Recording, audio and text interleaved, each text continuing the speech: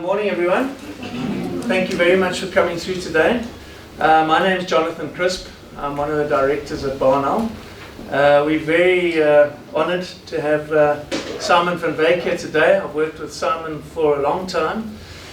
Simon is lead risk advisory to Oricon, which is a big consulting organisation, international, very big in Australia, very big here as well. Simon's worked on mega projects as well with complex analytics around risk management of mega projects. Got a wealth of experience. Simon didn't really give me too much information about himself, but I've certainly picked up that he's got masters and he's doing his PhD, so highly qualified as well. So we really are very happy to have you here today from Cape Town. Thank you. And thank you for coming up. We're looking forward to your presentation. Thank you very much, Jonathan. Cool. Right. Morning, everyone. So what we're going to be chatting today really is around this concept of hacking uncertainty. And I really want to start off connecting with you. How many of you know that a child goes missing every 5 hours? Okay. Only 23% of those are found. Okay, now why would I start a concept like hacking uncertainty with stats like this? Okay, so the reason is this.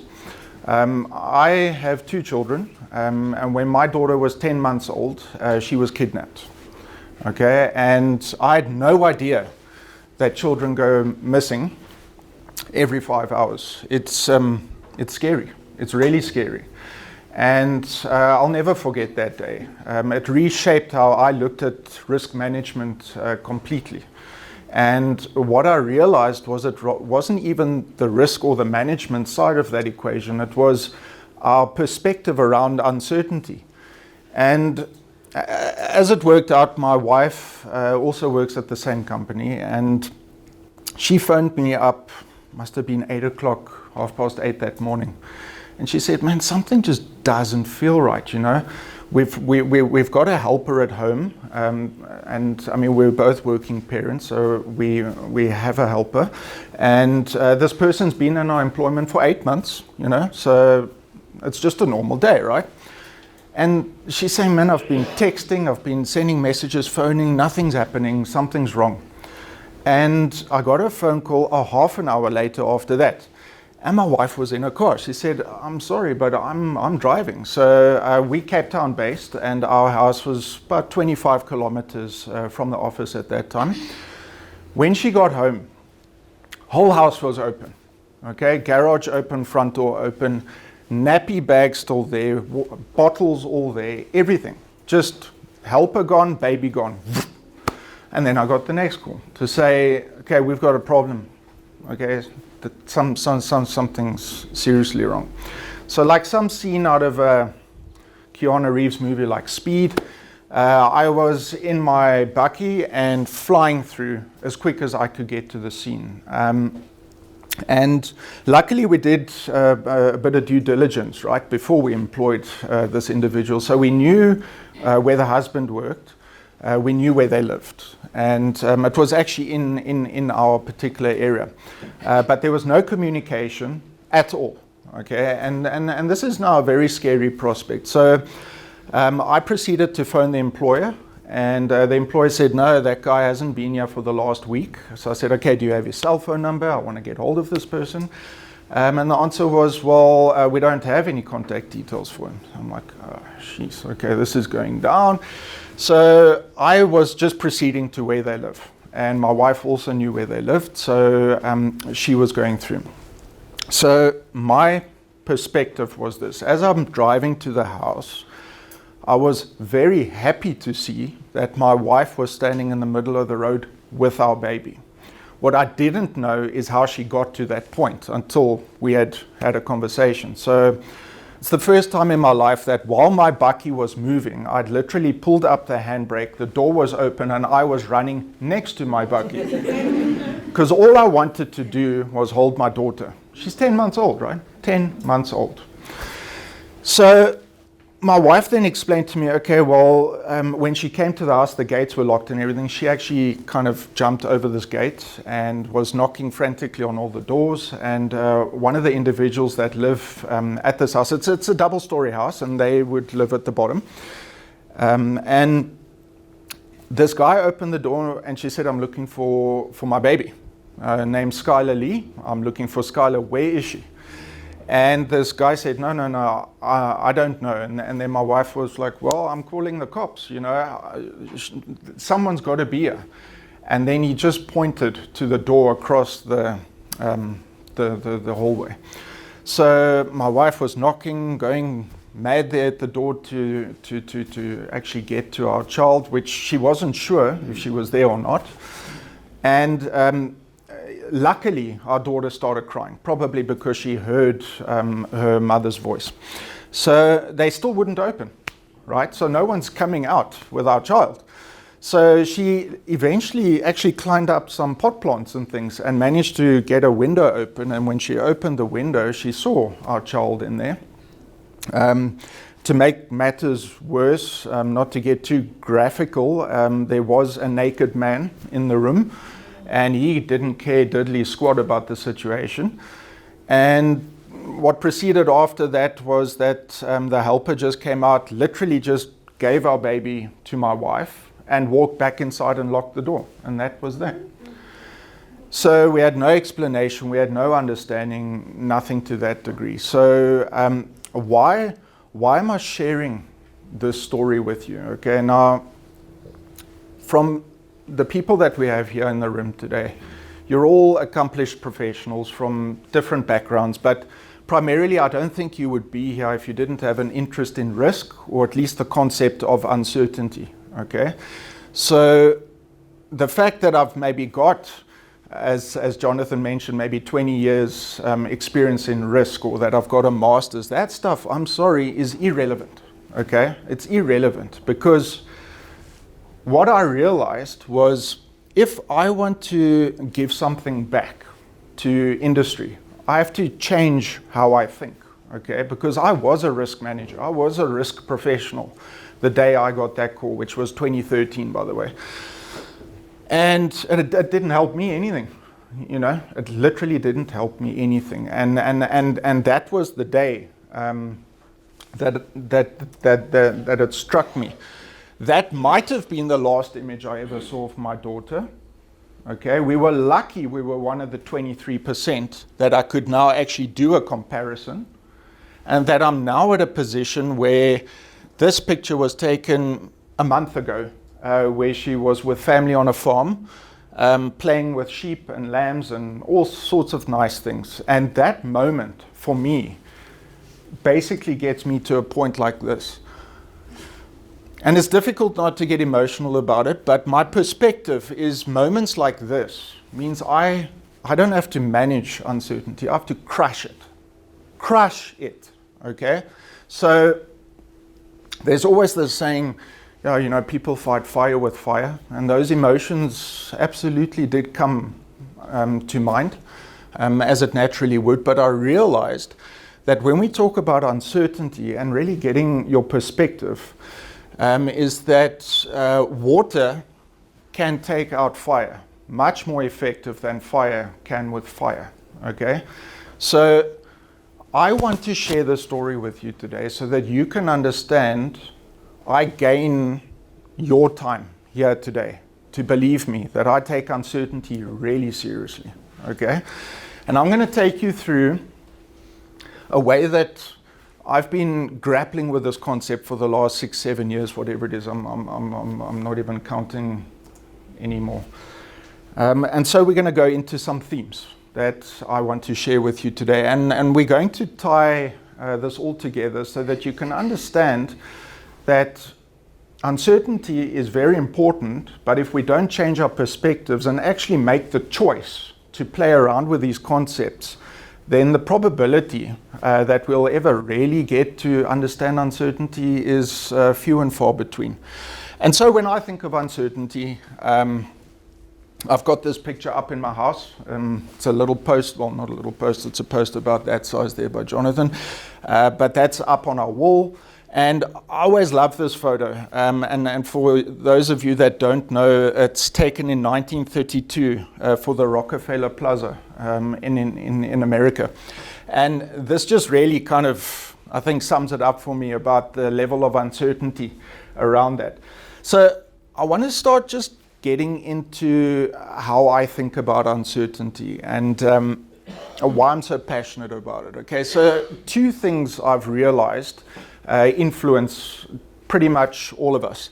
The one is context, and that's always in a state of flux. Okay, so you don't know if you're going to wake up in the morning feeling sick. You don't know if when you get to the office, your computers are going to be working, or that A, B, and C, as you have it in your mind's actually going to be the way that you were thinking. So context changes, okay, and it's not going to stop changing. On the other side, as an individual, we have a perception about stuff. We all have our own perceptions, and that's influenced by so many things, by your childhood, by your profession, by your colleagues, by the culture of the business that you're in. All these things mold you into a place where you actually have this constant dilemma in your mind occurring about the changing context and your perception. But what I've noticed, again, and that's why I say that's typically where you are, we have a blind spot, okay, and I call this the state of perpetual blindness, okay, and the reason I call it a state of perpetual blindness is because you keep having this infight. We all have that voice in our heads, right, where we have these conversations about how you're going to handle a certain situation and so forth. And that's what that is, okay? But when you narrow it down, you gain perspective with certainty, okay? If you can get your head around context and you can get your head around perception. But the natural question is, well, how do we do that? I mean, it's normally when I ask the question to people, they say, you know, context happens and I'm merely going to react to that situation. And what I'm saying is we can make a choice to take on uncertainty so that you actually do know. And what I'm talking about here, okay, is not connecting dots. You can create the dots, okay? Think about that. It's a big concept. We're going to work through it. So I want to start now with, I think, explaining what this whole issue of contextual flux is about. And I like to think of it visually as a bunch of dots that are just always evolving, always moving. And to take that further, it's almost like a bunch of pixels. Okay, so what I'm going to do now, and I know it's boring, but I want you just to see this particular slide. Okay. I don't know if any of you follow some of our futurists out there, but there's a lot of talk these days that we need something called an adaptability quotient. We all know you need IQ and EQ, but the big thing these days is AQ, right? You need to have an adaptability quotient. And the reason for that is there's so much disruption in our world. It's literally logarithmic. What happened yesterday is nothing more than an input to today. It's as simple as that. And I'm going to prove that with a quote at the end of the talk. But here's the thing. I've taken up a challenge to author a book. It's called Perspectives of Risk, and I'll be publishing it next year. And it's now started to force me as a risk professional, or rather, I like to think of it a person that's passionate about risk, and specifically uncertainty, is, does adaptability quotient work for me? Because yes, you need to be adaptable, but surely, you need a certainty quotient as well. Because let's say you adapt, okay? You adapt to a situation. That in itself could breed a whole range of different risks. Okay, so what I'm saying is the connection, this is where your contextual flux actually sits. It's about the actions you take in terms of your adaptability quotient, and then also where you're sitting on your certainty quotient, okay? And I'm not the biggest mathematician out there, but my logic is telling me this. We should try and strive for a position where our certainty quotient is either more or at least equal to our adaptability quotient. Okay, if we flip that around, you may well be introducing more uncertainty into your particular situation. Okay, so when I talk about the concept of contextual flux, in my mind, it's yes, we have to be adaptable. We have no choice. It's not even become a matter of choice. It must happen. We know this.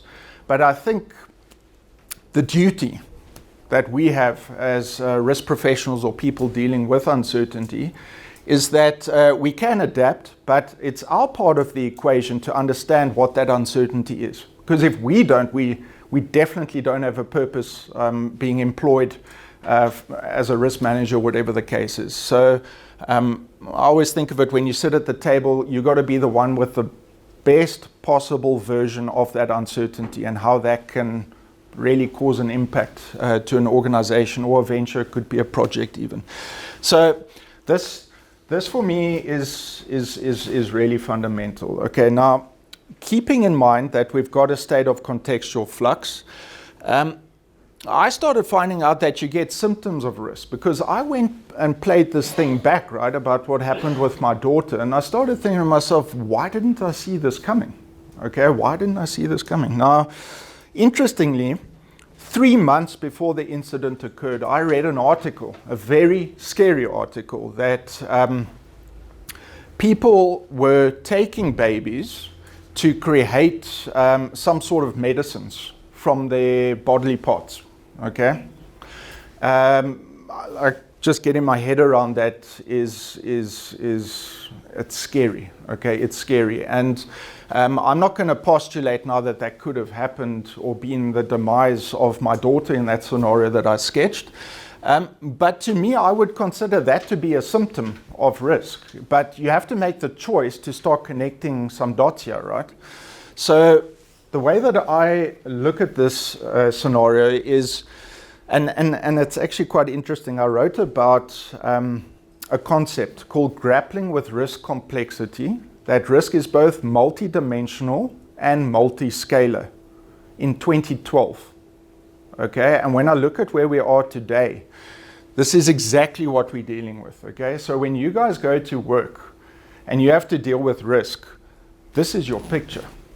Okay, now where the art comes into it is that you've got various symptoms. So let's say, for example, you have a risk that your reporting accuracy, your risk reporting is questionable. And this causes you anxiety, right? We live in a world where we are fueled by anxiety. And again, that's a state of perspective. But what influences that risk reporting? Have you taken the choice to start finding what those symptoms are? Because what we're pushing for here is if you can isolate a symptom, you can get rid of that symptom. And if you can get rid of that symptom, that risk that could have occurred literally no longer applies.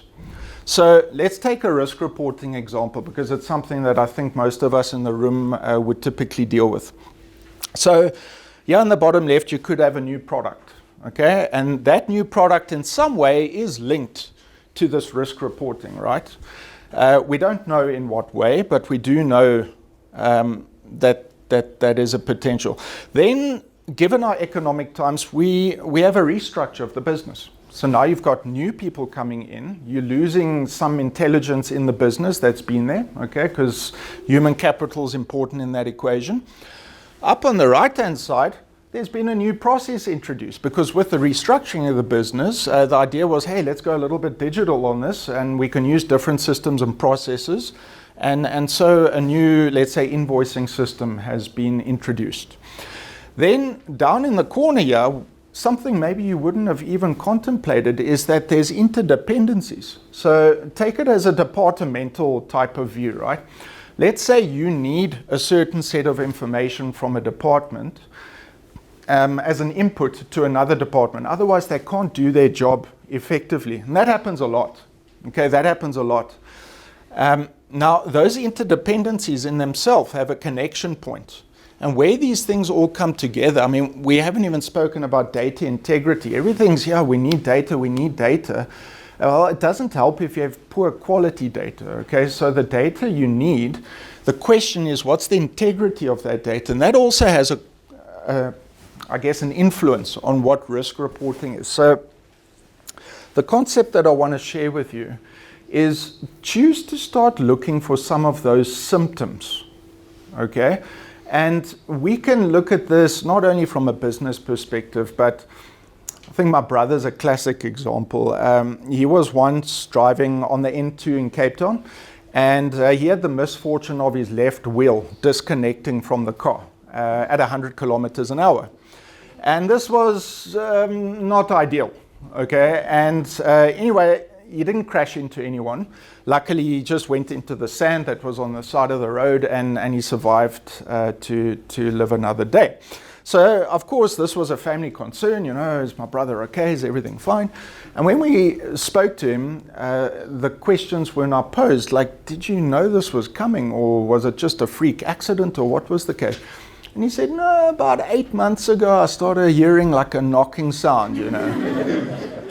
And I'm like, okay, come on, dude, like seriously, that, I mean, so as it went on, he did no maintenance, okay? That was a choice he made. And there were a range of different symptoms that he had put out to us. And anyway, the point is, there's a lot of value in isolating the symptoms, but you've got to literally make a mental change in your mind to look for those symptoms.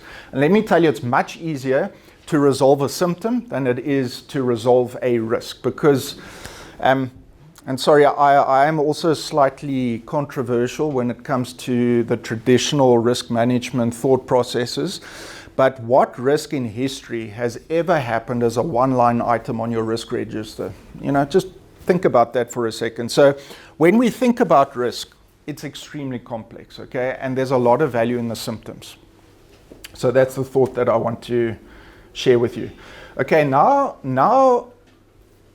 in the invite that went out, we said we were going to be sharing some perspectives, right? And I just love this breakdancer dude. I mean, I wish I could pull off moves like that. If I did, I'd definitely land up in hospital. But what's important here is that we, I think, answer your question, or at least try and answer your question on, well, what does perspective really mean? So I want to share some views on this. And I'm going to just play a little video here. It's 40 seconds long.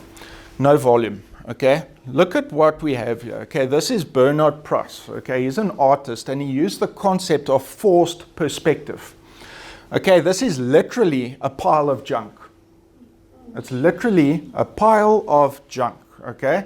And this is a very famous portrait, and it's of a French postman.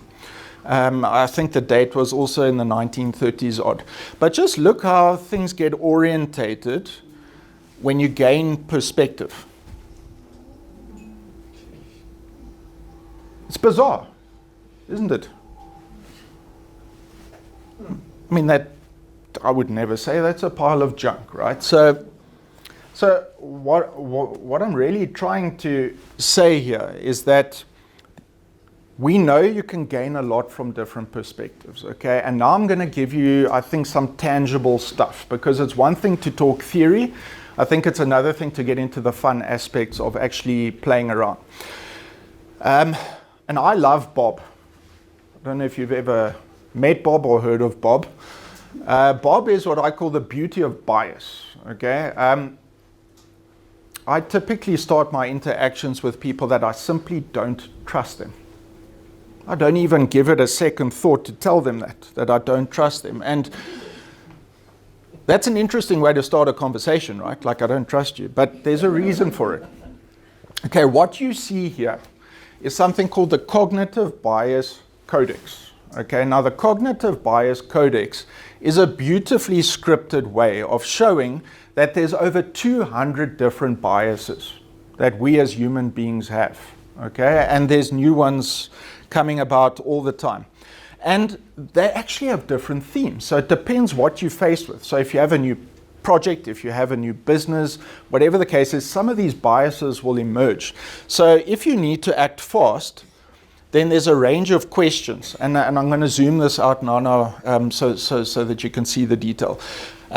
If there's something of what you need to remember, so let's say there's a historic context to your particular department or your business. If there's too much information, right, if there's an information overload, how you actually react to that up in that corner. And then if you're entering something that does not have enough meaning, that's going to provoke other thoughts and biases in you. And it's never just one, it's a couple. Okay, so what I've done here is I've just zoomed out this one, that if you need to act fast, just to share it with you, for example. Okay, I've circled some there. I hope you can see it just in the red. But if you need to act, if you need to stay focused, or if you need to get things done, there are different biases that might come to light. And the ones that I've highlighted are the ones that you would have definitely experienced, I believe. So one is the overconfidence effect. Right, so we have a new project. Of course it's going to succeed. It's impossible not to. It must, right? Then you have the optimism bias. Okay, and this is typically where you have a group of people that have been running a particular process, a particular business in a certain way for years. Okay, and you now want to introduce a new system. Of course it's going to work. It must work because we know this thing's been configured specifically for this application. So it must work. Very optimistic. It's fantastic. Okay, then you also have illusion of control. Okay, these are the kind of biases that believe that there's nothing that can't be controlled, right? If we have money, we can fix the problem. How many times have we heard that? The problem is they don't ask the right question. Okay, so here's a quick thought for you. Do you think the question is, what keeps you awake at night? We've all heard that question. That's not the right question. Fundamental difference. What ought to keep you awake at night? Fundamentally different question, okay? And that's really where we're going to be going with this conversation today, because as professionals, practitioners, managers in the field of risk and uncertainty, that is your job.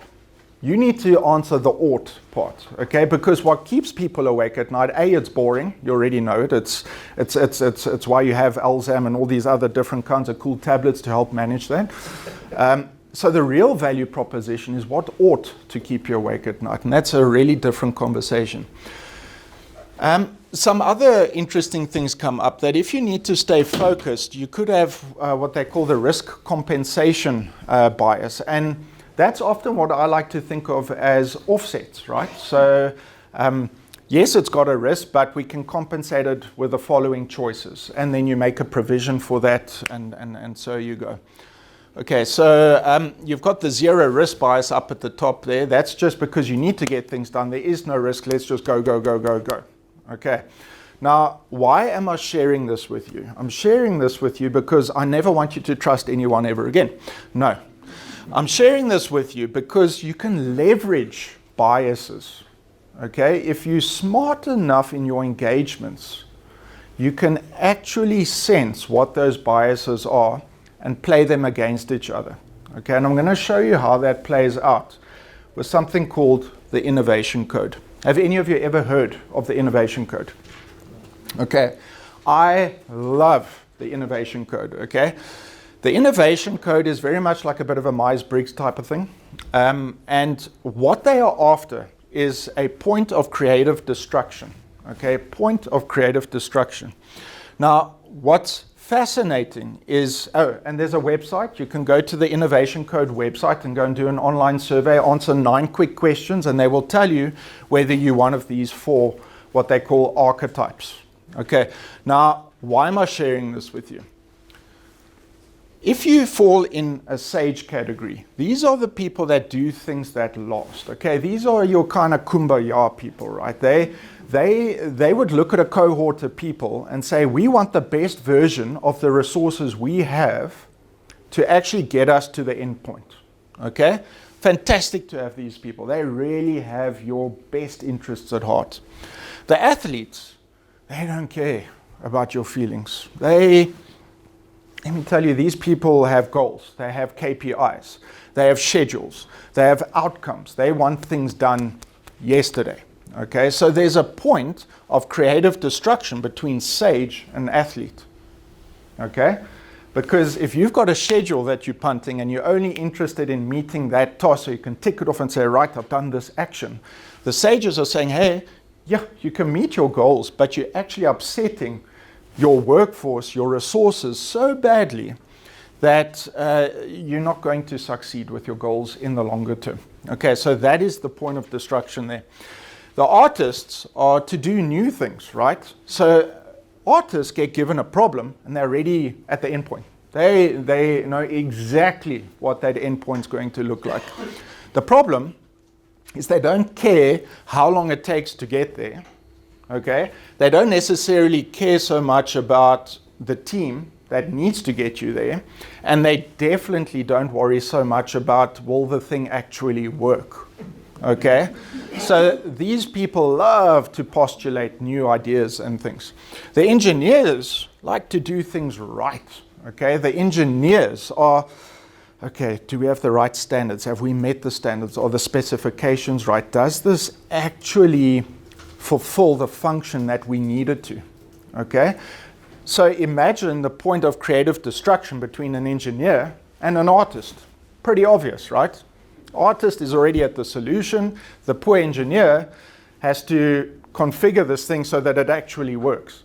Now here's the beauty of the innovation code. I'm just going to bring that up so you can see the book. It's by Jeff de Graaf, the Dean of Innovation. You can Google that. This tool we use a lot. And we use it because it helps us understand who we are engaging with. And a very interesting thing emerges. On some projects, you might find that you're just not getting anything done. You're just not moving forward. And that might very well be that you don't have an athlete in your team. Okay? And these breed risks. We've had cases before where there's no artists or athletes. So you sit with a team that loves each other and does things right, but doesn't get anywhere and doesn't know what the solution is. So, bit of a problem. So, what we want to try and go for here is a bit of a scenario. So, I want to share something with you. What do you gain? Okay, so we got Meryl Streep, Vincent van Gogh, George Clooney, Dwayne Johnson, The Rock, Angelina Jolie and Vin Diesel in a room. And we got them to do this innovation code just for us because we wanted to know what the innovation codes are. Okay, and Meryl Streep came up as Sage. I don't know how Vincent van Gogh came out to be an artist, but okay. George Clooney was an engineer, so on and so on. So when you draw that profile up, what is missing? The athlete. So although each of these actors fundamentally bring a trait to the table, just by their pure makeup, okay, and that trait we call an archetype, okay, would mean that they're really probably not going to be too worried about actually getting the movie completed. They'll be really working well together, really working well. They'll understand the mechanics of what they need to do to really perform a fantastic movie, and they've got the artist, so they know how to position this movie so that it captures the audience. But it's just never going to get to us because there's no athlete.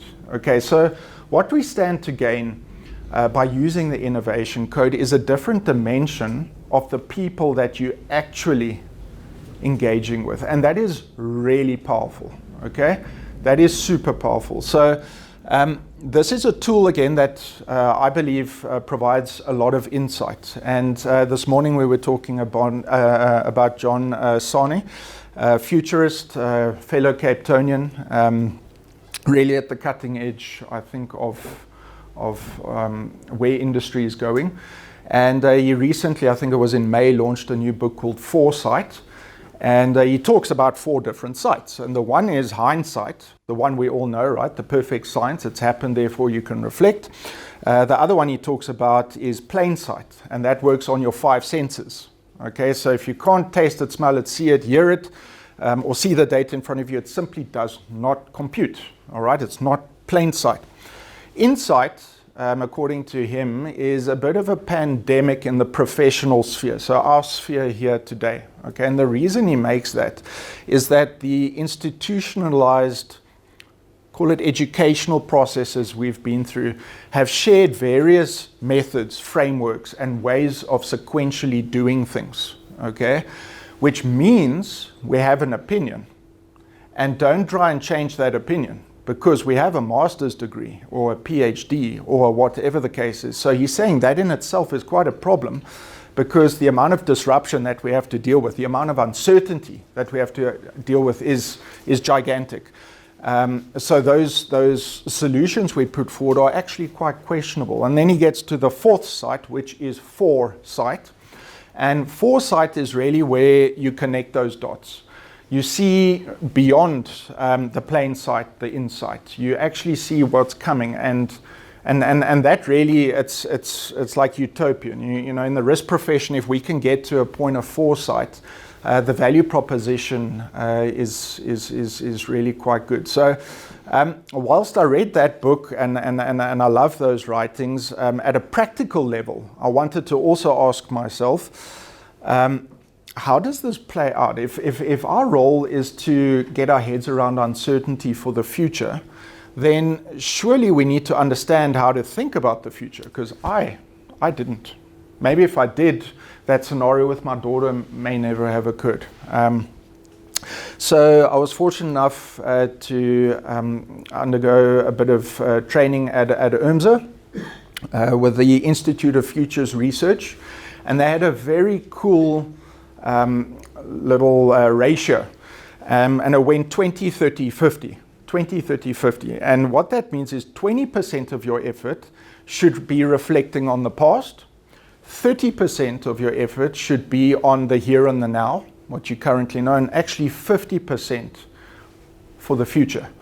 And they've got a way of actually compartmentalizing that, and it was really insightful, and I found that to be quite practical as well. So maybe just for yourselves as a bit of a takeaway, it's all good and well to understand what uncertainty might be coming in your direction, but be absolutely vigilant about the people you're engaging for that, call it a prospect, or that particular end goal that you are seeking. Okay, so we now move on to something which we call simplexity. Okay, now simplexity is the art of making difficult stuff simple. Okay, so let's do a quick test. I'm going to make an assumption that each and every one in this room has a significant other, and that significant other can talk. Okay, so the instruction is this: come here. Is there any ambiguity in your mind as to what you need to do? There's consequence. You can choose not. You can choose not to. You can choose your direction. You can choose how to get there, what resources to use.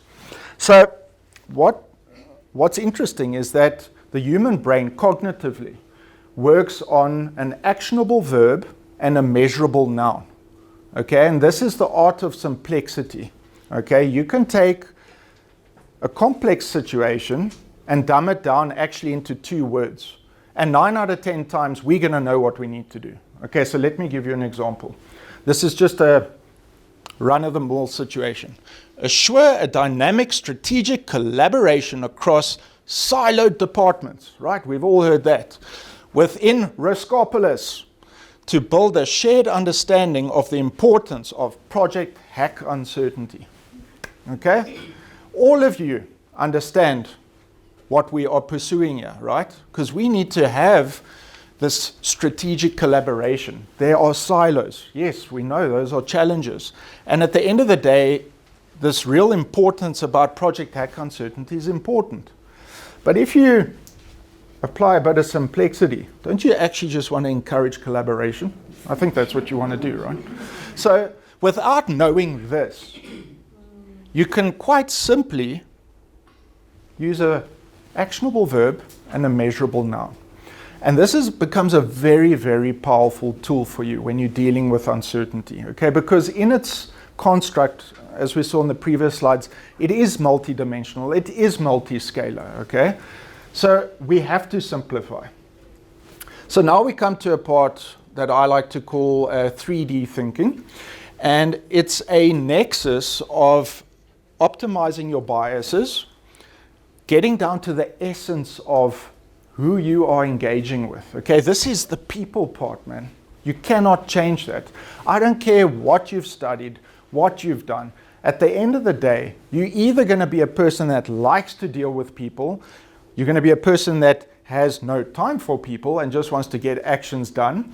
Your mindset is just, you've given me this problem, it must be able to work. Therefore, you're an engineering archetype, or you're like myself, an artist, where you see dots out there, you make dots, you create dots. And how you get there, well, that's in essence, that's me. Okay, so for me, I'm an artist. Then we have purpose, okay, and the purpose is a bit of a compass, right? So we know that context, as I've just shown in the previous slide, is important. But with the art of simplicity, you can actually get your direction and your purpose really quickly. You can just cut right down to the point, okay? Now, why these three things are important is something I just like to call it the vector effect, purely because it has both magnitude and direction. Okay, and if you have both magnitude and direction, it means what you are doing is going to be fueled with the correct essence. It's going to be enhanced by the simplification, and you're going to be talking to the biases on any particular problem. But because you have the magnitude and the direction of that, you're channeling your energy in the right direction to the problem. Okay, so what you're dealing with at this particular point is a question. So the question is, well, what do we gain? Okay, it's all cool that we've got biases and we've got the innovation code and. So I want to pull this together for you so that you can just get a bit of a flavor, right? So the first thing, we know we've got the biases. Okay, they're out there. You don't trust anyone anymore after this talk today, right? Then we know we've got our movie production team that just frankly are never going to release their movie because they have no athletes, and that's fine, right? So now we can get to something like this. If you had a look at the effect of something, okay? Now the effect of something is actually when you compare these different functions with each other. And I want to actually use some BarnOwl words, if I may. We are at BarnOwl today. In the software, there's a allocation made for something called critical success factors, right?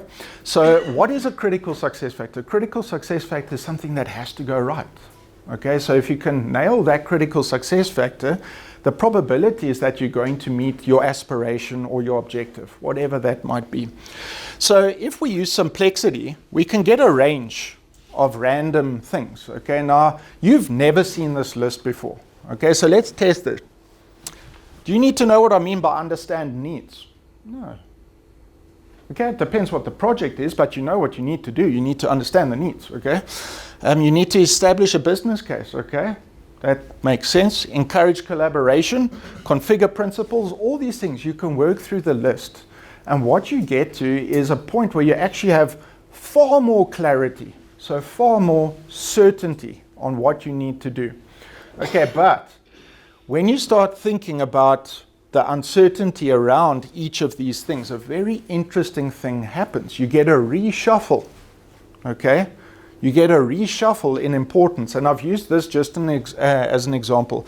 If we had to create shared value and source technology or sustainable technology for this particular problem, and we only went on what we thought could affect this aspiration, we would be sitting in a bit of a problem because it's only kind of 6th or 7th on our list. Yes, by definition, it's a critical success factor, so we need to deal with it. It's not really on our radar in terms of how we apply resources. But when we start thinking about the uncertainty around that, we get this. Okay, and what that means is you're now focusing on the right stuff because now you have a combination of effect and uncertainty. Okay, so what this means, if you use, let's say, traditional risk management tools and techniques like consequence and likelihood, right? We all deal with that. It's all in ISO 31000. I even brought the standard. It is here. But what a lot of people don't read under section, I think it's 6.4.3, is that you also need to focus on understanding people's biases. In fact, I want to read the sentence to you. Risk analysis may be influenced by any divergence of opinions, biases, perceptions of risk, and judgments. Problem is we never think about that. because we like our frames, we like our models, we like our tools, we like our techniques. And all of this stuff seems a bit fluffy, but look what you've gained. Okay? For this particular problem, you're now actually going to be putting your resources where it matters most. So now I want to catch you out. What just happened? With everything I've just said, what actually just happened? Okay? I'm not going to make the assumption that you all know what the definition of a risk is, okay? But I am going to tell you the following. According to our international best practice, okay, the effect of uncertainty on an objective is the definition of risk. So we have just nailed all the risks without using the word risk at all. But those are your risks. Because we have a view on effect and we have a view on uncertainty. And if it's for making a movie with Meryl Streep, Vin Diesel, and, then you've just done risk management without even using the word risk. Because by definition, okay, and there's debate around that definition, but let's go with it. It's in our international standards. The idea would be that if you can get your head around the effect of something and the level of uncertainty, you are managing your risks. Did anyone make that connection? Don't all put your hands up at once. Okay. So that for me is just a very interesting perspective. Okay, I'm just cognizant of time and we're doing fantastic. Okay, so let's quickly reflect. What is the future of risk? This is going to mean different things to different people, and I want to basically share my view. The one is that all signs are showing towards a certain view of convenience. Okay, so if you take, for example, just your smartwatches. Okay, my one is telling me I'm at 64% vitality. I need to go and get on my bicycle. Okay, and it's right, because I have not been on my bicycle for the last 4 or 5 days, and well, that's an issue. So I think we're getting to a point, right, where things are so integrated, the digital realm is moving at such a pace that as a risk fraternity, and I think I'm just going to share all 4 of them quickly, is risk in itself will become highly predictable. Why do I say that? I say that because if you're going to have information on everything, every person, I mean, just think of it. When you go onto Facebook, when you go onto YouTube, these videos and things just kind of start flashing up at you, and miraculously it's something you sometimes want to actually watch because you're actually being profiled by an algorithm. Okay, so there's a lot of talk around this quantum processing, and we're not even close yet to really nailing that. There's a lot of problems with quantum processing, but what quantum processing really is about is to move away from how we think in bits to what they call qubits. And qubits is really, again, coming to that multi-dimensional, multi-scalar kind of view of a point in time, that you have all the perspectives. And when you put that together, you can process information literally at a realm that we can't even postulate today. So when we look at the future of risk, for me, I think we're certainly heading in an area of predictability, and it's a lot because we're going to have all these quantum processing. Convenience is key. So there's been a lot of talk that you won't need fridges anymore because it will build a profile for you over time and know that on these days you like to eat these types of foods, and the technology like with drones and so forth. And this is not futuristic. Melbourne, it's happening today. It's the world's pilot project where they have automated vehicles. Literally, it's happening. Okay, so this is not scary stuff. This is just how we leverage data and how we leverage information for the best version. But I think the one I want to reflect on the most here today at this talk is actually around new skills, because I'm kind of like fearing my job in the future here, right? Because if everything's predictable, okay, if everything's convenient and you've got quantum processing, what do you need me for? I mean, my job is supposed to be able to help people with uncertainty. So I think to make it more relevant, I just want to reflect on a really cool study by the World Economic Forum. And it really sums up the essence for why I'm doing this talk with you today. Okay, Look at 2015. Okay, complex problem solving. That hasn't changed for what the skills are in 2020. But when you go down this list, two interesting things occur. The first one is that creativity was 10th 5 years ago, and it's now 3rd. Okay, so that's also,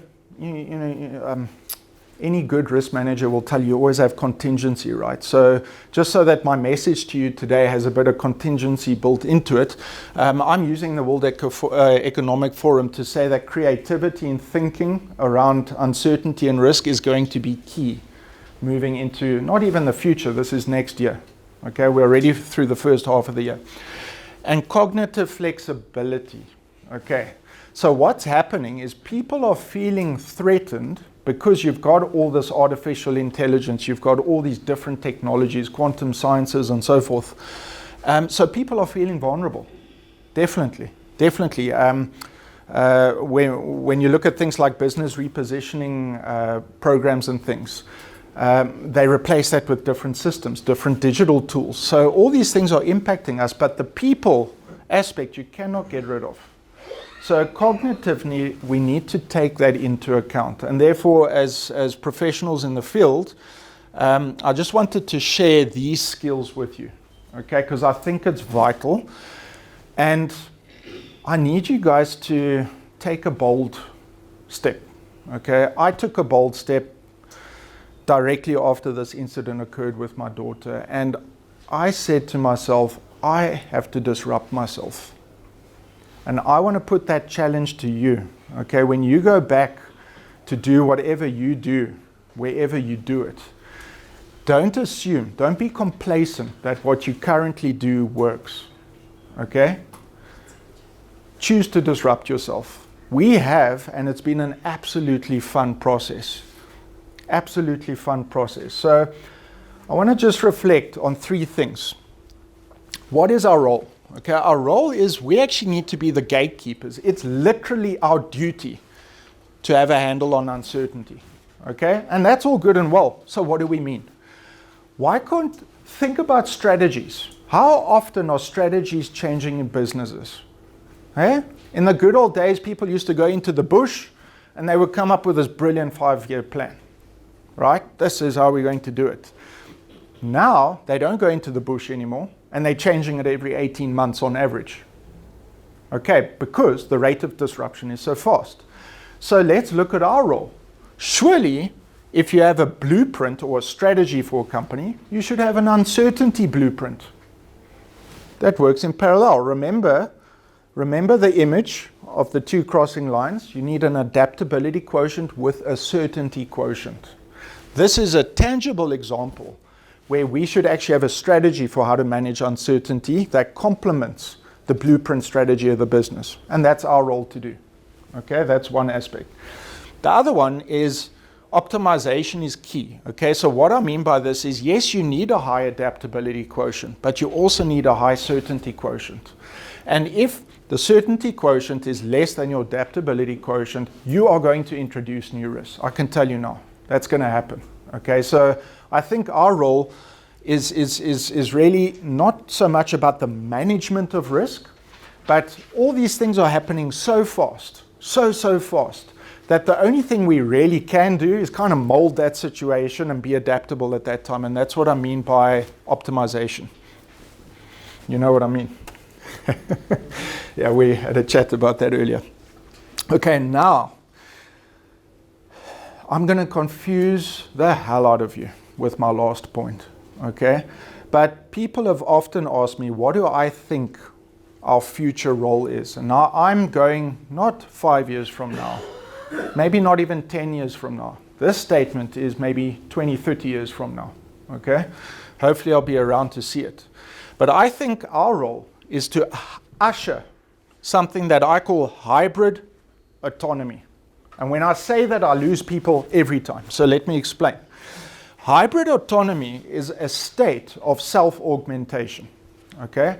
Now, just imagine how cool it would be if your role was one where you could take all these different tools, all these different technologies, all these processes, systems, data, everything, bring that into one coherent application, and actually have that autonomy that it thinks for itself. And we're already seeing this happening a lot with the blockchain technology, the algorithms, the so forth.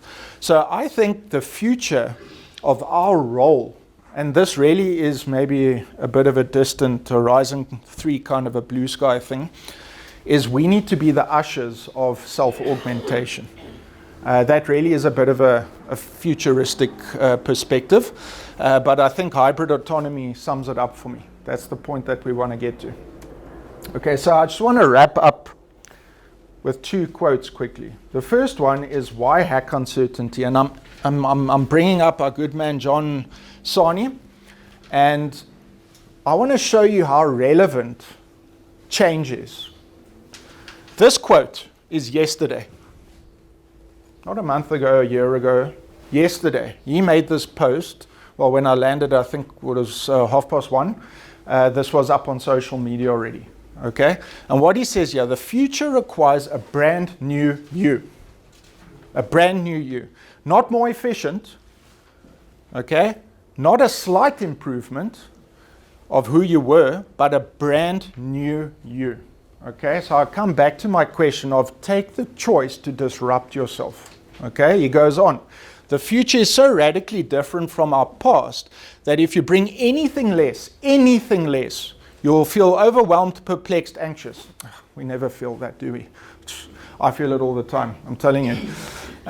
So this for me, I think is a fantastic way to bring the message across to each of us that we've got to choose to disrupt ourselves. Okay, because when you go and have these conversations, okay, everything I've spoken about today is probably not even remotely close to what you were thinking. You were probably thinking, okay, this guy's going to go through different tools and techniques and applications and a guy hacking.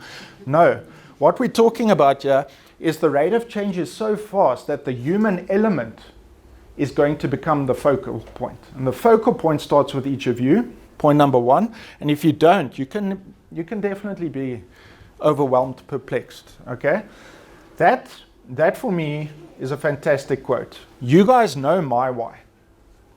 Okay, I don't like to manage uncertainty. I don't like to manage risk. I like to smash uncertainty, and I want each of you to do that as well. So my concluding remark is this. Okay, 3 things. To hack uncertainty, you need to augment your perspective. Remember, the talk today was about kind of grappling with these different perspectives of risk. So to hack uncertainty, you first have to augment your perspective. Okay, it's all cool to augment your perspective, but then you actually have to immerse yourself in the context and interrogate your perception. Okay, literally make the choice, not the assumption. Don't make the assumption that context just happens. I can tell you, without speaking French, that's BS, okay? You can choose, and I've been doing this particular application now for the best part of 5 years, and I can tell you it works, okay? You get more insight using effect and uncertainty than you do using the word risk in terms of managing risk, okay? And the last part, through this, you, each of you, stand to gain clarity of perspective. Okay? Think about that. To hack uncertainty, you must augment your perspective. You have to immerse yourself in the context, interrogate that perception. And through this, you stand to gain clarity of perspective. And that's it, folks. Thank you very much for your time. I think that's bang on time.